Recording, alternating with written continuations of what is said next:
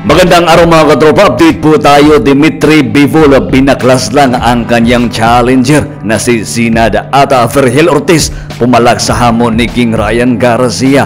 Pag-usapan natin. Ngunit bago ang lahat, please pa-like at subscribe at pasuporta naman dito sa ating channel. Matagumpay na naidipinsa ni WBE Light Heavyweight World Champion na Dmitry Bivol ang kanyang nasabing titulo kontra dito sa undefeated challenger na si Malik Zinad sa nasabing bakbakan. First round pa lang, bumagsak na itong si Zinad nang matamaan ng straight left ni Bivol at pagdating ng second round is basag na agad yung ilong nitong challenger na si Zinad. Walang nagawa itong si Zinad sa lakas ng kamao ni Dmitry Bivol. Matibay din naman sana yung depensa nitong si Zinad. Pagkatapos pa ng round 4 is halos magsuntukan pa din. Ganong kainit itong si Zinad dito sa nasabing laban. Pero pagdating ng round number 6, kumunikta yung napakalakas na kanan ni Dmitry Bivol at sinundan ito ng kombinasyon na kung saan dito nadama ni Zinad yung lakas ng kamao ng isang Dmitry Bivol.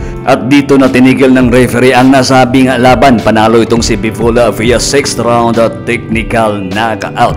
At sa isa pang banda, King Ryan Garcia sinagot ni Vergel Ortiz sa kanyang hamon. Ayon sa post ni Vergel Ortiz is nakatanggap daw siya ng tawag na gusto ni Garcia na pumalit kay Team Zoo. Ayon pa kay Ortiz is binigyan niya na ng green light signal yung kanyang manager para magawa ang nasabing bakbakan. At dagdag pa ni Ortiz, let's make this happen Ryan, don't let me down. So ito yung hamon ngayon ni Vergel Ortiz. Kung matatandaan natin, huling laban ni Garcia dito kay Devin Haney na sana ay sa super lightweight or 140 pounds pero lumagpas itong si Garcia ng 143.2. So nandito talaga sa welterweight yung timbang nitong si King Ryan Garcia. Madali lang sa kanyang akyatin itong super welterweight division. At si Ortiz naman ang number 1 sa WBE at number 2 sa WBO. Sa huling naging performance din itong si King Ryan Garcia ay talagang pinatumba niya itong si Devin Haney sa round 7, 10 at 11. Matibay din itong si King Ryan Garcia dito sa nasabing timbang. Pero ibahin din natin itong si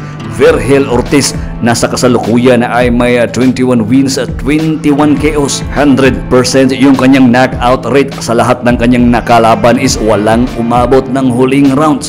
Ganong katibay, ganon kalakas itong si Vergel Ortiz na sa kasalukuyan is namamayagpag pa dito sa kanyang division. At sa isa pang banda ng balita, sa kakatapos lang na bakbakan ng challenger na si Nick Bull kontra dito sa may hawak ng WBE featherweight title na si Raymond Ford. Isang upset yung binigay ni Nick Bull sa nasabing kampiyon. Walang naisagot itong si Ford sa mga patama ni Nick Bull. Malakas itong si Nick Bull at talagang nakikita na nagdodomina sa nasabing bakbakan. Umiscore yung dalawang judge ng 115 to 113 at yung isa naman is 113 to 115 na panalo itong si Nick Bull via split decision victory.